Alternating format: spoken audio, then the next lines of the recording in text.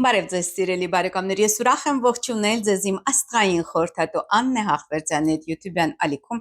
որտեղ դուք կգտնեք գերճշգրիտ կանխատեսումներ, ինչպես համաշխարհային իրադարձությունների զարգացման, պես էլ Հայաստանի ապագայի մասին։ Եվ իհարկե ալիքի էջերում առկա են կանխատեսումներ բոլոր կենդանակերպերի համար, ինչպես տարվա կտրվածքով, այնպես էլ ամսվա կտրվածքով։ Արդեն վաղուց իսկ առկա են հունիս ամսվա կանխատեսումները եւ մոտ ժամանակներում կլինեն նաեւ հուլիսյան կանխատեսումները եւ ամեն շաբաթ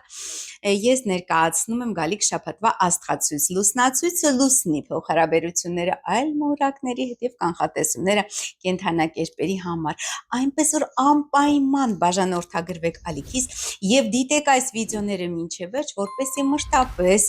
պատկերացում ունենաք այն մասին թե ինչ է մեզ սպասվում մոտ ապագայում Սիրելի բարեկամներ մինչ բունյութին անցնել եմ ասեմ որ մենք մոտենում ենք շատ բարդ եւ ծանր պատմական շրջադարձային կետի, որն է հայոց պետականության ջլատումը եւ անկումը, ցավալիորեն ասեմ եւ դա միայն ես կարող եմ ձեզ ասել, որովհետեւ 30 տարի շարունակ ուսումնասիրել եմ Հայաստանի երրորդ հանրապետության քարտեզը, նրանում արկա օրինաչափությունները գիտեմ անգիր, ուսումնասիրել եմ նաեւ 3 նախագահների քարտեզները, միայն ես եմ վերհանել այդ քարտեզներում արկա հստակ օրինաչափությունները, որը եւ ձեզ ներկայացրել եմ մշտապես ներկայացրել եմ շուրջ 7 տարի շարունակ ներկայացրել եմ այդ օրինաչափությունները թե ինչ պայմաններում եւ ինչ պատճառով պետք է անկում ապրի երրորդ հանրապետությունը շատ մանրամասն այս ամենին ես անդրադարձել եմ իհարկե դա միայն ես կարող եմ ձեզ ասել որովհետեւ այդ կեղծ իրենց հայտնի հորջորջող աստրոհոգեբանները թուղթ գցողները կարտ նայողները եւ զանազան էքստրասենսերը մաստերները չգիտեմ ինչ որ չնական մետաֆիզիկայի մաստերներ են հայտնվել նրանք բոլորը այսպես 1-2 գիր կարդացած 1-2 ինչ որ ուսումնասիրած 1-2 ինչ որ դասախոսություն ուսումնասիրած անձնավորություններ են, որոնք գաղափար չունեն պատմական գործընթացների օրինաչափությունից, բայց քանի որ ես նաև պատմաբան եմ, ազգագրագետ եւ ոչ միայն աստղաբան եւ էզոտերիկ, այսինքն ես այդ ամենը շատ լավ հասկանում եմ եւ 30 տարի շարունակ վերլուծելով եկել եմ հենց այդ եզրահանգման, իսկապես շատ բարդ շրջան է մեզ սպասվում շատ այսպես ագրեսիվ շրջան է մեզ սպասվում հնարավոր են քաղաքացիական բախումներ հունիսի վերջին եւ հուլիսի սկզբին դրա այդ ամենի մասին ես ձեզ ասել եմ եւ ցավալիորեն հարցը նրանումն է որ ամբողջ հովանավորությունը, ամբողջ այսպես ապարատը պետական գտնվում բոլոր լծակները գտնվում են հենց այդ սատանայադավան թրքապատակ իշխանությունների ձեռքին։ Եվ եթե այնուամենայնիվ այդ բախումները տեղի ունենան, ես իհարկե չեմ կասկածում, որ Նիկոլ Փաշինյանը կգնա այդ բախումներին, բայց ահա ինչ կանի ընդդիմությունը, որը վերահաշվարկի Նիկոլայի ձայները, չվերահաշվարկի, իսկ երկրորդ փուլ Նիկոլը հաստատ չի նշանակելու երկրորդ տուր Սամվել Կարապետյանի համար անձամբ նա չի նշանակելու, դա արդեն փաստ է, դրա մասին խոսել եւ նա եւ Ալենը եւ մյուս նրա խոսնակները բոլորը դրա մասին ասել են, նա չի նշանակելու։ Եվ ինչ է լինելու, այսինքն ընդդիմությունը հերթական անգամ սադրելու է ուրեմն քաղաքացիական բախումներ, անկախ նրանից կանցնի Բարգավաճ Հայաստանը խորհրդարան թե ոչ, դա ընդհանուր, այսպես ասած, խորհրդարանական պատկերը իրականում չի փոխելու եւ որևիցե այլ պայքար, եթե այսպես ասած, սանձազերծեն այնուամենայնիվ այդ բախումները, նախաձեռնեն եւ իրագործեն, դա լինելու է մենակ այստեղ մի պարտվող, այստեղ մի զոհ է լինելու, դա ժողովուրդն է, հայ ժողովուրդն է, նորից արուն է հեղվելու իմացեք, որ մարտի 1-ը ես դրա մասին ասել եմ եւ կրկին անգամ նախազգուշացնում եմ, սիրելի բարեկամներ, սթափ դատող հայեր, եթե կրկնվի մարտի 1-ը, դա 10 զոհով չի սահմանափակվելու, դրանք 100,000-ավոր զոհեր են լինելու եւ հայոց պետականությունը շատ ավելի արագ անկում է ապրելու, որովհետեւ դա շատ այսպես ոգևորելու է եւ արագացնելու է ռազմական գործողությունների սկիզբը Հայաստանի դեմ, բնականաբար մեր թշնամին քնած չի եւ ուշով հետևում է այս բոլոր գործընթացներին, հետևում է Հայաստանում տեղ ունեցող զարգացումներին եւ եթե սկսվեն բախումներ, իհարկե հունիսի վերջը եւ հուլիսը կլինի ամենաարոնալի շրջանը Երրորդ հանրապետության պատմության մեջ։ Ես դա չէի ցանկանա, սիրելիներս, անկեղծ ասեմ, որովհետև ժողովուրդը մշտապես զոհի կարգավիճակում է, որևիցե մեկին չի հետաքրքրում, եթե ձեզ թվում է, որ ընդդիմությանն են հետաքրքրում ժողովրդի ձայները, ոչ, ընդդիմությանը հետաքրքրում է մենակ մեկ բան՝ պաշտոնը, աթոռը եւ փողը, ուրիշ ոչ մի բան այս ընդդիմությանը չի հետաքրքրում։ Առհասարակ ցավալիորեն հայկական քաղաքական դաշտում չկան ուժեր, ըստ էության չկան ուժեր, որոնք արտահայտում են հենց հայ ժողովրդի շահերը, այսինքն պետական շահերը, մեր ազգային շահերն են պաշտպանում, այդպիսի ուժեր ցավալիորեն չկան։ Կան առանձին անհատներ, քաղաքական գործիչներ, քաղաքագետեր, որոնք խոսում են այդ շահերի մասին, ընդգծում են այդ շահերը, բայց նրանք քաղաքական կշիռ ցավալիորեն չունեն մեր հասարակության մեջ, մեր հանրույթում չունեն այդ քաղաքական կշիռը։ Մեր հանրույթում քաղաքական կշիռ ունի փողը, իշխանությունը եւ վերջ։ Տարբեր ազդեցություններ, օտարերկրյա եւ վերջ։ Իսկ այդ օտարերկրյա ազդեցությունների հենց այդ ինչ ասեմ, գլոբալիստական կենտրոնների, ուժային կենտրոնների կոնսենսուսով է եկել Նիկոլ Փաշինյանի իշխանության, ըստ էության, բացի դա, Հայաստանի Հանրապետության սահմանադրությունը այնպիսին է, որ ժողովրդի, այսպես ասած, ազատ կամ արտահայտմամբ հնարավոր չէ փոխել իշխանությունը Հայաստանում, այդպիսի սահմանադրություն են գրել եւ դա հատուկ են գրել, ինչու է այդպես, ինչու այդպես ստացվել, պատահականություն է դա, թե օրինաչափություն, ոչ սիրելիներս, սա օրինաչափություն է եւ ինչու է օրինաչափություն, բազմիցս եմ անդրադարձել, բայց հարկ եմ համարում կրկին անդրադառնալ Հայաստանի երրորդ հանրապետությունը հակազգային, հակահայկական, պետական կառույց է, պետական կազմավորում է արևելյան Հայաստանի որոշակի հատվածում։ Նրա ձևավորումը Հայաստանի երրորդ հանրապետության տեղի է ունեցել գլոբալիստական կենտրոնների, այսպես կոնսենսուսի հետևանքով եւ նպատակը եղել է ստեղծել պլացդարմ Ռուսաստանի եւ Պարսկաստանի դեմ եւ ստեղծել նաեւ այսպես կոչված այդ Տրամպի ուղին կամ Զանգեզուրի միջանցքը։ Դա այդ ուժային կենտրոնները իմացել են դեռևս 1991 թվականից առաջ, իսկ 1991 թիվը դա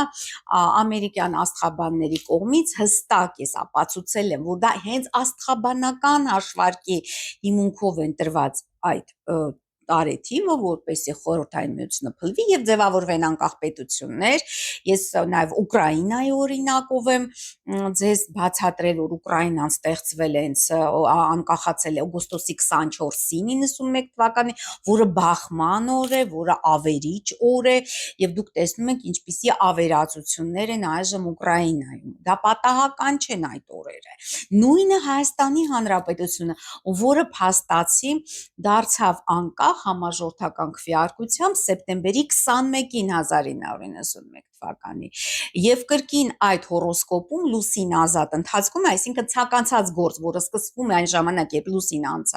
ազատ ընթացքում, այսինքն հարաբերություններ չունի որևիցե մոլորակների հետ, դա հանգեցնում է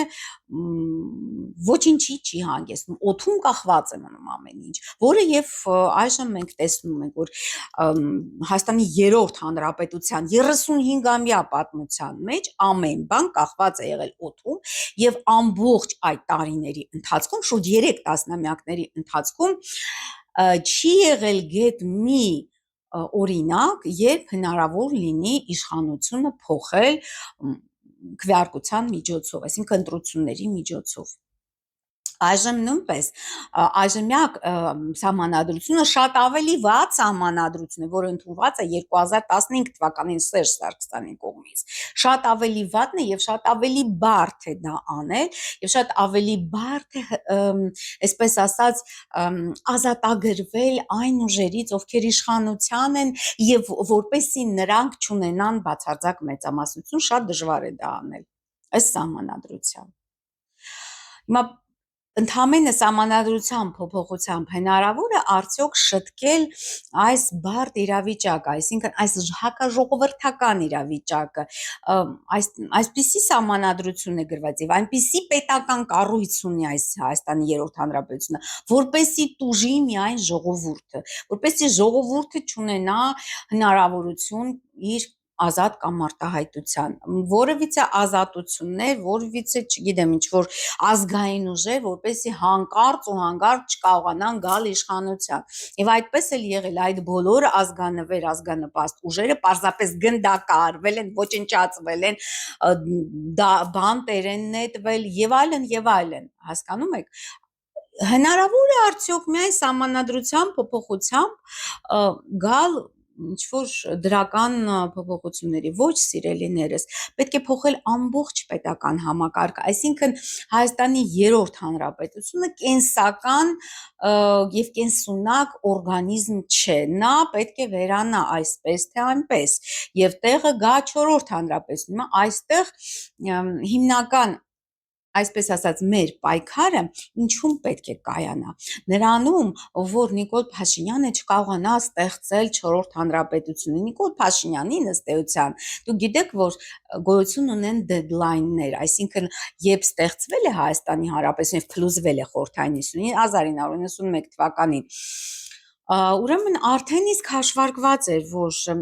այդ բոլոր կառույցները, պետությունները անկախ, այսպես ասած, ժողովրդավարական պետություններն մինչև 2028 թիվն են նրանց, այսպես ասած, գոյությունը, այդպես էր հաշվարկված։ Եվ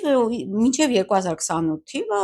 իսկապես ընդամենը 3 հիմնական գործառույթ ունի Նիկոլ Փաշինյանը։ Ինչու Նիկոլ Փաշինյանը չեկավ իշխանության 2008 թվականին, երբ տեղի ունեցավ մարտի 1-ը, որովհետև դեռ ժամանակը չէր եկել, իսկ Ռոբերտ Քոչարյանը եւ Սերժ Սարգսյանը անհրաժեշտ էին, որպեսզի վիճակը, իրադրությունը Հայաստանում եւ Արցախում կոնսերվացված պահեն մինչև 2018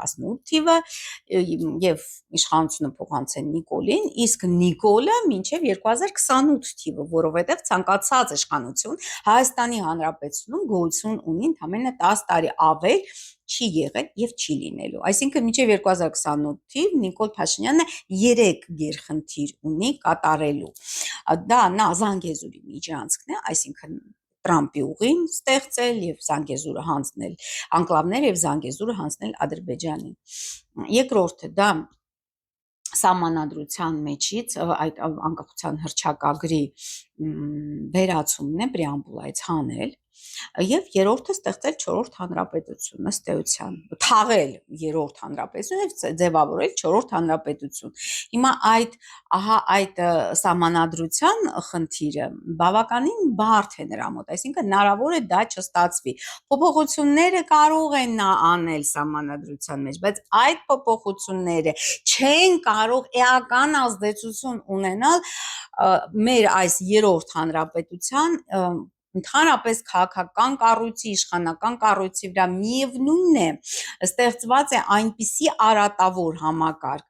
որը չի կարող ձևափոխվել ընդհանրապես սահմանադրության փոփոխությամբ։ Դա պետք է գիտակցել, եւ բոլոր ողջամիտ մարդիկ դա գիտակցում են, սիրելիներս։ Այսինքն այս պետությունը, երրորդ հանրապետությունը, պարզապես ապագա չունի։ Դե հիմա դա ցավալիորեն է, ուրախորեն է, հիմա պետք է Նիկոլին հաջողվելու է թաղել երրորդ հանրապետությունը, բայց պետք է անել այնպես, որ նա չկարողանա ստեղծել չորրորդ հանրապետություն, որտեղ չորրորդ հանրապետությունը նույնպես պետք է ուրեմն ուժային կենտրոնների հովանավորությամբ ստեղծվի այնպես, որ այնտեղ արդեն այնպիսի պայմաններում պետք է ստեղծվի, որոնցում հնարավոր են ազգային ուժերի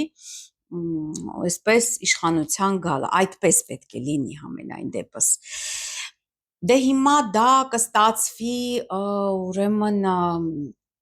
ես չեմ կարծում, որ դա կարողանան անել այժմյա քաղաքական գործիչները, նրանք կարող են մասնակցություն ունենալ, ինչ խոսք, մենք բավականին լավ իրավաբաններ ունենք, լավ միջազգային հարաբերությունների մասնագետներ, դիվանագետներ եւ նրանք կարող են օժանդակել չորրորդ հանրապետության ձևավորմանը, բայց իշխանության պետք է գան բացառապես ազգային ուժեր, այսինքն այն ուժերը, ովքեր արտահայտում են իսկապես հայ ժողովրդի շահերը, եւ այդ դեպքում, այո,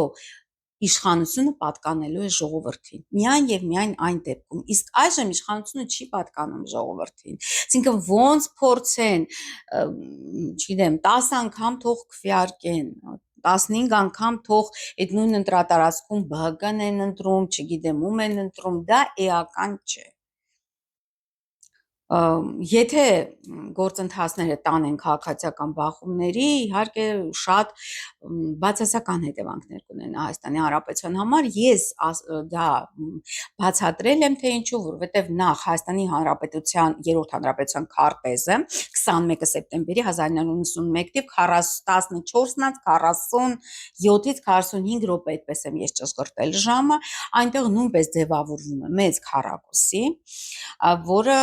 խորհրդանիշն, այսինքն մոլորակները կապնվում են իրար հետ այդ մեծ քառակուսի 90 աստիճան փոխհարաբերություններով,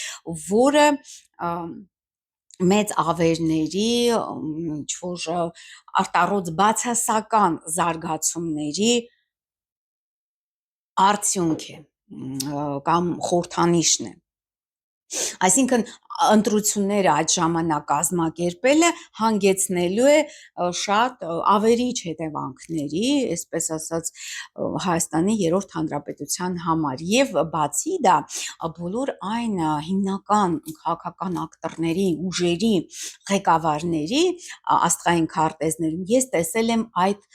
մեծ քառակուսին, ես տեսել եմ Ռոբերտ Քոչարյանի քարտեզում երկու մեծ քառակուսի, որը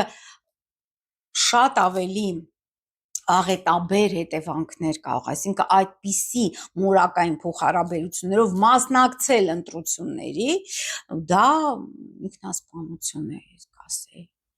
շատ վատ հետևանքներ կլինի դրանց։ Այդպիսի մեծ քառակուսի կա նաև Գագիկ Ծառուկյանի մոտ, եւ Նիկոլ Փաշինյանի մոտ, եւ Սամվել Կարապետյանի մոտ, մենակ Սերժ Սարգսյանի մոտ նա այսպես սվաղված են այդ բացասական փոխհարաբերությունների, մորակային փոխհարաբերությունները։ Ես դրա մասին Facebook-յան ուրեմն ստատուսում անդրադարձել եմ։ Եթե չեք դիտել, անպայման դիտեք։ Այստեղ նաև գրառումների բաժնում, YouTube-յան ալիքում նույնպես կան այդ դրա մասին, այդ քարտեզների պատկերները կան, կարող եք ինքներդ դա տեսնել եւ իսկ դա նշանակում է, որ ամբողջ Հայաստանի համար, Հայաստանի երրորդ հանրապետության համար աղետաբեր են այդ ընտրությունները եւ նրանց հետևանքները։ Այսինքն արդեն այդ իսկ ընտրությունները մոտեցնում են Հայաստանի երրորդ հանրապետության անկմանը, ջլատմանը եւ մասնատմանը եւ անկմանը։ Դա հստակ եւ պարզ է եւ ով դա չի տեսնում, որ աստղաբանը դա չի տեսնում, նա պարզապես չգիտի աստղաբանություն։ Եվ այդ սարսափելի իհարկե մուրակային փոխհարաբերությունները դա նույնպես խորհրդանշում է, որ ընդամենը 2 տարվա կյանք է մնացել, թե այս խորհրդարանը կշարունակի իր աշխատանքը, թե ոչ, արդեն պետական կառուցվածքը ամբողջ փլուզման եզրին է կանգնելու 2028 թվականին եւ փլուզվելու է։ Հետագա զարգացումները, սիրելի բարեկամներ, ես անպայման կանդրադառնամ, բայց այս պայմաններում, երբ սպասվում է Ռուսաստան-Եվրամիություն պատերազմ, սարսափելի պատերազմ, եւ ես այդ երազները նույնպես տեսել եմ Հայաստանի Հանրապետության տարածքում ստեղծվելու են բազաներ, ստեղծվելու է պլացդարմ այդ ռազմական գործողությունների համար, որը որ իհարկե շատ աղետաբեր կարող է լինել մեզ համար։ Ես նաև անդրադարձել եմ իմ բազմաթիվ եթերներում եւ ելույթներում, նաև հարցազրույցներում, որ այդ ցեղասպանության հարցին դեռ շատ եք հարցնում ցեղասպանության վերաբերյալ, արդյոք լինելու է նման համաժեք ցեղասպանություն, ինչ եմ կարծում, որ լինի, բայց այն տեղահանությունը, որը 2023 թվականի սեպտեմբերի 19-ին, որը ես կանխատեսել եմ նույնպես Արցախում, որ տեղի ունեցավ, նմանատիպ զարգացումներ Հայաստանի Հանրապետությունում տեղի ունենալու 2035 թվականին։ Նույնպես ես մշտապես ձեզ նախազգուշացնում եմ, բացատրում եմ, որ լինելու է այնուամենայնիվ դա այդպես է։ Օրինաչափությունները պատմական այդպես են ցույց տալիս։ Եվ այն ուզում եմ նաև անդրադառնալ այդ եղանակային անոմալիաներին, որոնք այսպես մեկը մյուսի հետևից ձվաչափ կարկուտ է տեղում տարբեր վայրերում գյուղատնտեսական այսօր տեսա Վարդենիսի վրա այդ պտտահողմը, պատկերները կան համացանցում, որը որ պտտահողմը, այդ տորնադոն կոչեցյալը, նա այնպես մեր հարթությունների համար բնորոշ կլիմական երևույթ չէ, ուժեղ քամիները, հորդառատ անձրևները, ուրեմն այս ամենը նույնպես ես կարող եմ ձեզ բացատրել հնագույն ժամանակներից, սիրելի բարեկամներ, չինացիները, հենց չինական պետականությունը, գիտեք, որ նա հնագույններից մեկն է աշխարհում, մեր թվարկությունից առաջ շուրջ 3000 տարի եւ ավել, համարյա համարժեք է շումերական, այդ քաղաքակրթությանը նույն համարյա տարիքի են։ Այնտեղ հայտնաբերել են, դա իհարկե այն գիտելիքն է, որը նախամարտկային քաղաքակրթություններից է ստերեյությանը եկել, ինչպես եւ չինական ողջ մետաֆիզիկան, բացին, որ ես դες միշտ պատմել եմ, որ բացին, չինական աստղաբանությունը դա ըստ էության մարդկային գենետիկան է, այսինքն ցույց է տալիս մարդու գենետիկ բաղադրությունը, այսպես ասած, մենք իմացել են, որ կենդանիներից ինչպես գեներ են վերցրել, մարդը ձևավորել, հա։ Եվ այնտեղ այնպիսի պատկերացում կար, որը որ 100%-ով ճիշտ է եւ արդարացված միկվա զարգացումները հաշվի առնելով, որ որքան ավելի իր բնույթով կեղծ, ստախոս, չար է ղեկավարը երկրի, այնքան ավելի շատ են տվյալ երկրում տեղի ունենում արտառոց կլիմական իրադարձություններ, երաշտ, օրինակ հորդառատ անձրևներ, կարկուտ, բերքը վնասվում է ամբողջությամբ, այսինքն դե հին ժամանակներում, գիտեք, բերքը եթե արդեն վնասեր կարկուտի, թե ջրհեղեղի, թե այլ ինչ-որ կլիմական երևույթների հետևանքով, օրինակ հրաբխի պայթյուն, նույնպես հրաբխի պայթման հետևանքով, անգամ պատմական ինչ-որ ծանր շրջաններ են եղել, այդ հրաբխների պատճառով, դա ապացուցված է։ Ուրեմն դա անմիջականորեն վնասում էր հասարակության, այսինքն երկրագործական հասարակություններում առհասարակ եթե բավարար քանակությամբ ցորեն, չգիտեմ, գարի եւ այլն դա չլիներ, կամ այլ տեսակի բերք, մարդիկ սովի էին մատնվում եւ դա շատ վատ հետևանքներ էր ունենում։ Այսինքն մարդիկ ստիպված էին գաղթել, այդ տարածքներից եւ այլն։ Եվ այդ կապը նրանք անմիջական տեսնում են, որքան արդար է երկրի ղեկավարը, տիրակալը, կայսրը, նախագահ, վարչապետ, դա նշանակություն չունի, այնքան ավելի կլիման փափուկ է, կլիման բարեխառն է, կլիման մեղմ է, այնքան չեն լինում այդպիսի շեղումներ, զեղումներ։ Եվ եթե մենք տեսնում ենք աշխարհով մեկ ինչ է տեղի ունենում, ինչպիսի կլիմայական սարսափելի, այսպես երևույթներ, ջրհեղեղներ, տորնադոներ, չգիտեմ, տարբեր տեսակի կլիմայական աղետներ, մենք հասկանում ենք, թե որքան իրականում խախտված է այդ բալանսը, այսինքն տիրակալի արդարությունը եւ կլիմայի եւ մարդկային հասարակության ներդաշնակությունը առհասարակ։ Այսա շատ կապակցված երևույթներ էին իրականում, ու որը հիմա մենք տեսնում ենք, որ Հայաստանում այն աստիճանի է շեղված այդ բալանսը, այն աստիճանի ուրեմն բոլոր կարմիր գծեր, այսպես ասած, հատած, բոլոր տեսակի մարդկային հարաբերությունները շեղված, թե ջրհեղեղները 24 թվի, թե հիշում եք, թե հսկական այդ պտտահողմերը, թե հսկական այդ կարկուտները, դա պատահական չէ, սիրելի բարեկամներ, դա հենց կապված է այն իրավիճակի հետ, որը տիրում է մեր քաղաքական դաշտում, այսինքն ազգային ուժերը ճնշված են, ազգային ուժերը մեկուսացված են, այն ուժերը, ովքեր իսկապես մտածում են հայ ժողովրդի մասին, ովքեր իսկապես նպատակ ունեն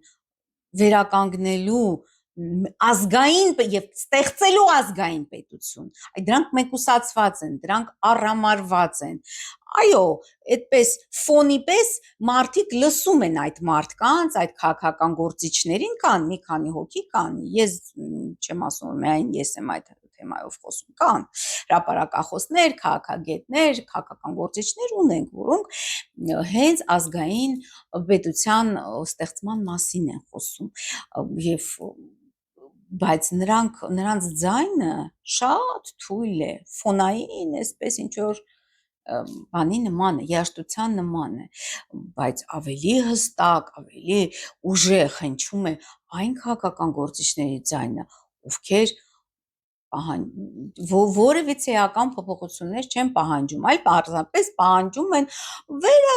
второй тур, видите ли, второй тур, նա խնդիրը, հա, Սամվել Կարապետյան, второй тур, նա խնդիրը, հա։ Թե շատ ավելի լուրջ խնդիրներ կան, որոնք ես կարծում եմ կլինեն բախումներ, կարծում եմ, կլինի այնուամենայնիվ այդ ողջախոհությունը երկրորդ պլանը անցնելու եւ այն երիտասարդները, ովքեր պետք է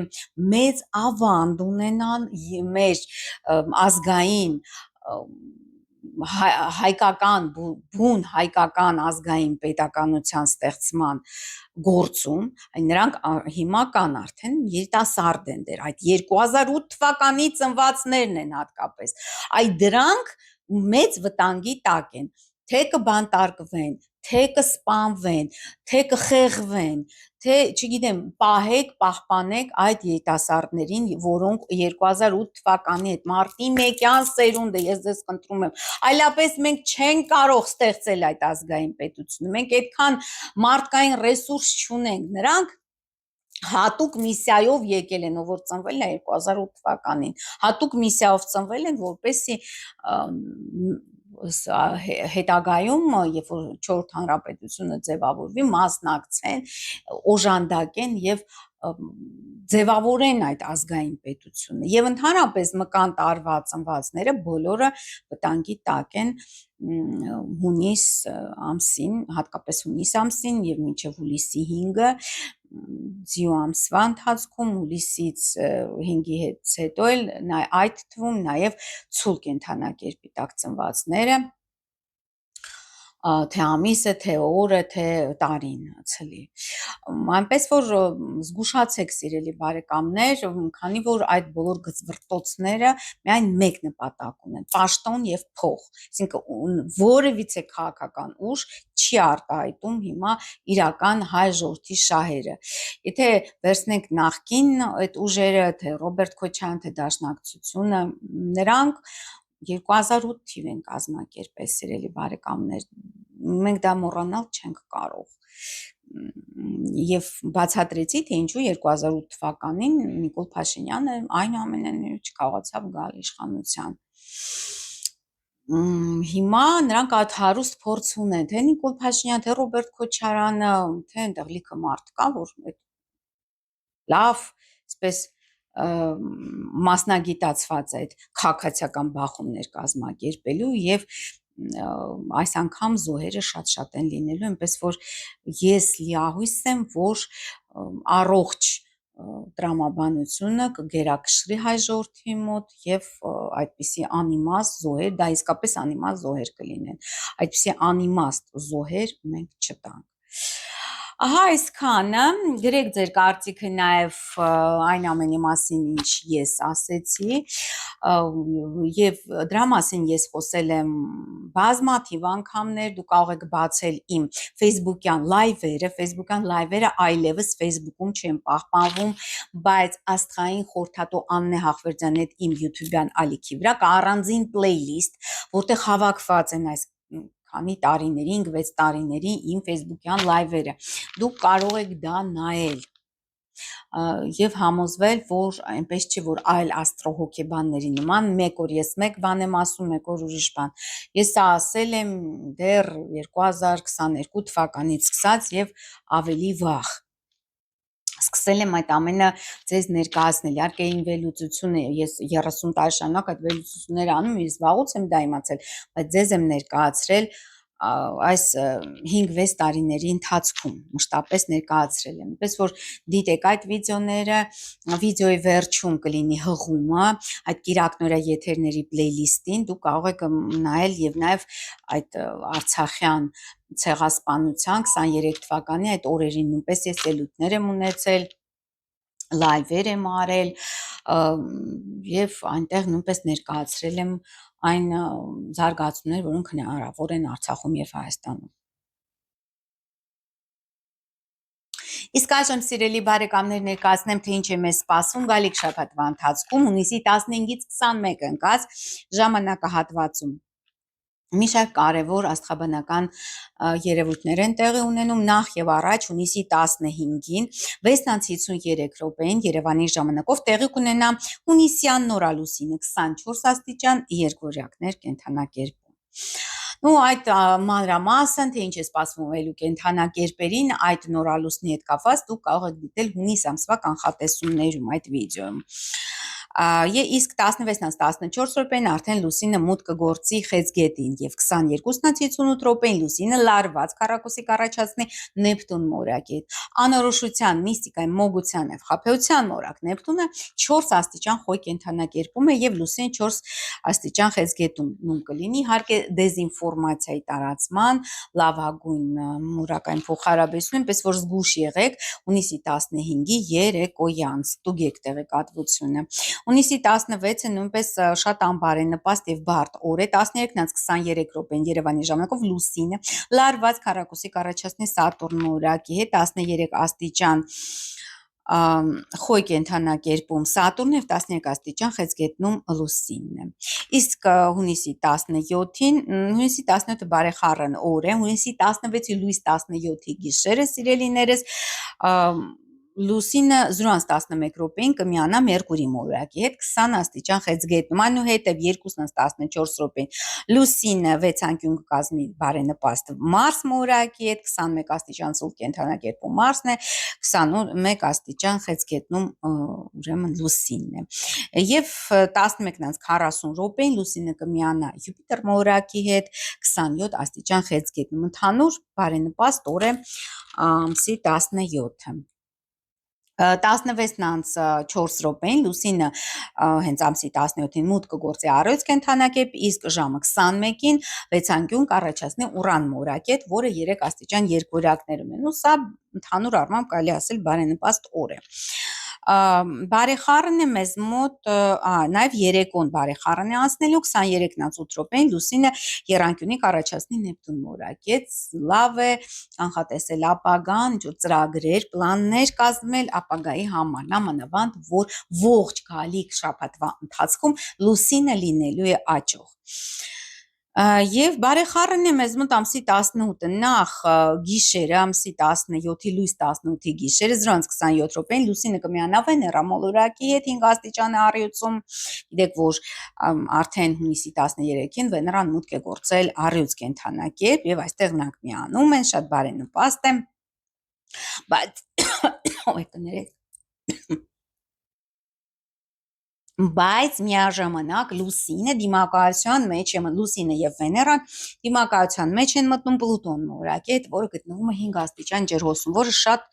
բարդ եւ ծանր անբարենպաստ է մորակային փոխհարաբերություն։ Եվ 14:26 րոպեին Լուսինը վեցանկյուն կկազմի Սատուրն մորակետ, որ 13 աստիճան խոյ կենդանակերպում է։ Հիմա այս դրական փոխհարաբերությունները ոչինչ չեն նշանակում, որտեղ Լուսնի եւ Պլուտոնի դիմակայությունը արդեն հասարակ ժողովրդին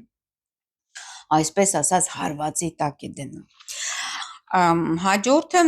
լարված կլինի նաև հունիսի 19 առավոտվանից 6:32 րոպե Երևանի ժամանակով Լուսինը լարված քառակուսի կառաջացնի նախ Մարս մորակետ, ռազմի մորակ Մարսը գտնվում է 23 աստիճան ցուլ կենդանակերպում եւ Լուսինը 23 աստիճան առյուծում 15:30 րոպեին կլռանա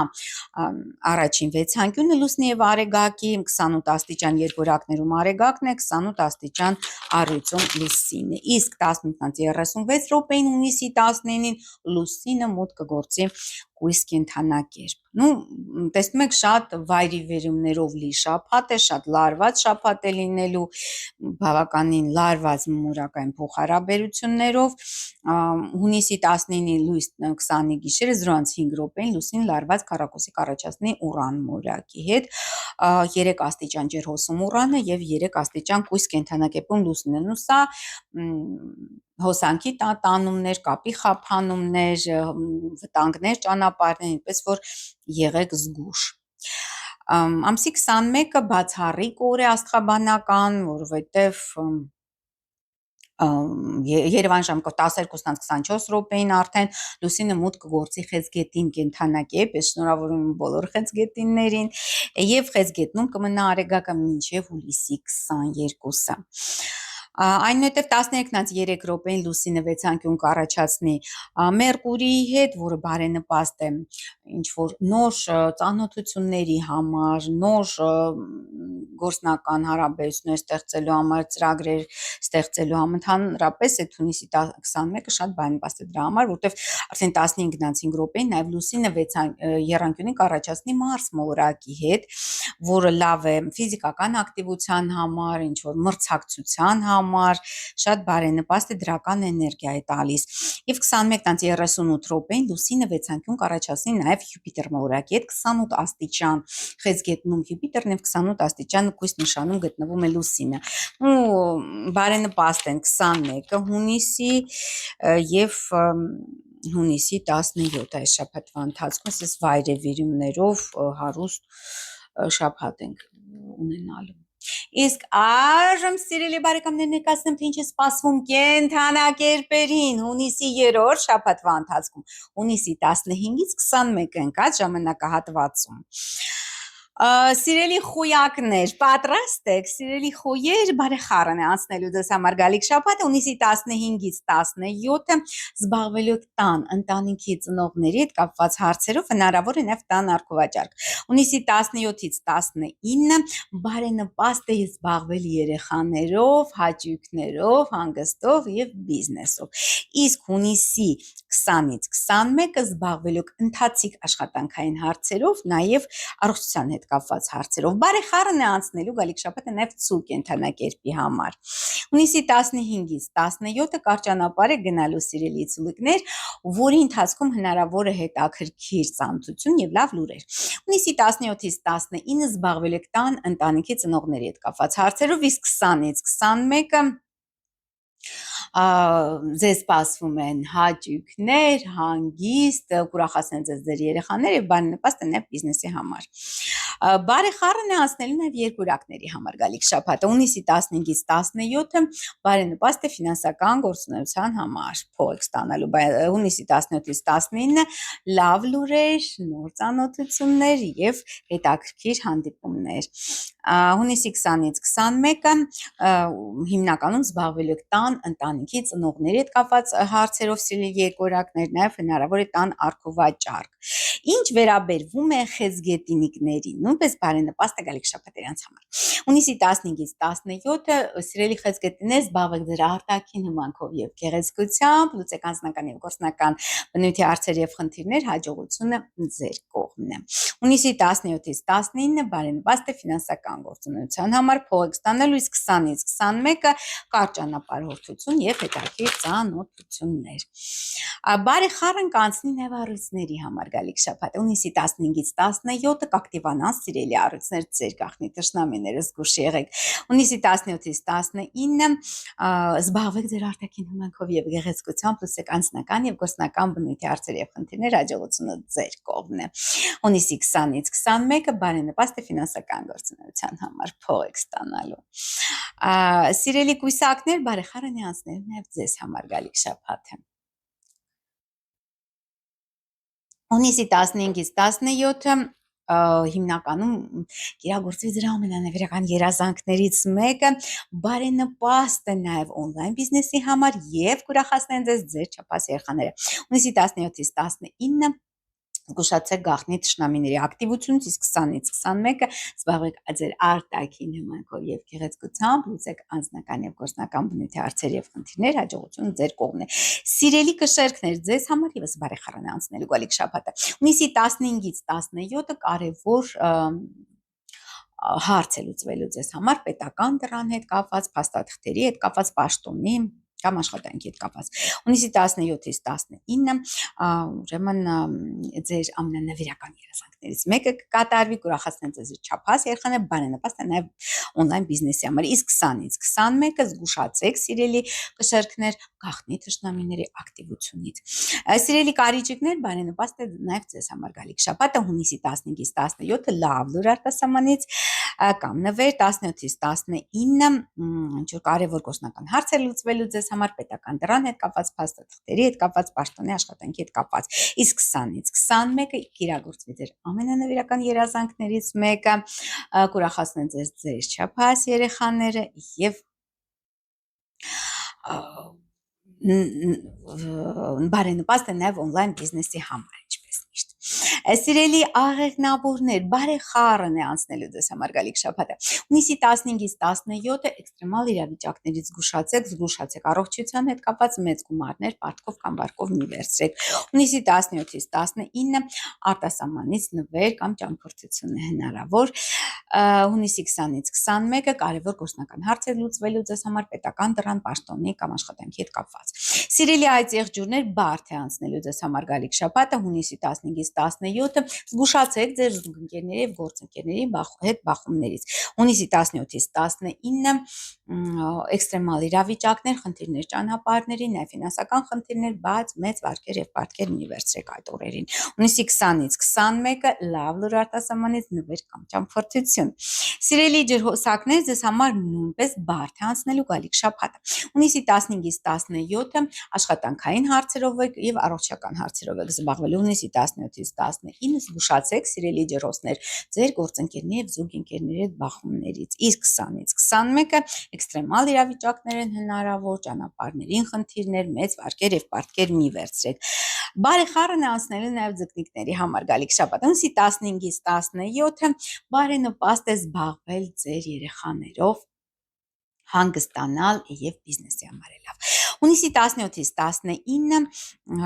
զբաղվելու կընթացիկ աշխատանքային հարցերով եւ առողջության հետ կապված հարցերով, իսկ 20-ից 21-ը սիրելի ձկնիկներ զգուշացեք ձեր զուգընկերների կամ գործընկերների հետ բախումներից, որտեղ հետո դժվար կլինի վերականգնել հարաբերությունները։ Ահա այսքանը սիրելի բարեկամներ այն մասին, թե ինչ է մեզ սպասվում գալիք շաբաթվա ընթացքում։ Անպայման բաժանորդագրվեք աստղային խորհրդատու Աննե Հախվերդյանի հետ իմ YouTube-յան ալիքին, հետևեք ինձ մեր երկրորդ YouTube-յան ալիքում, Աստրոմագ եւ Թալիսմաններ էքսկլյուզիվ մոգական YouTube-յան ալիքում, Facebook-ում, TikTok-ում, Telegram-ում եւ Instagram-ում։ Ես ձեզ մաղթում եմ ամենայն բարի, կհանդիպենք, ցտեսություն։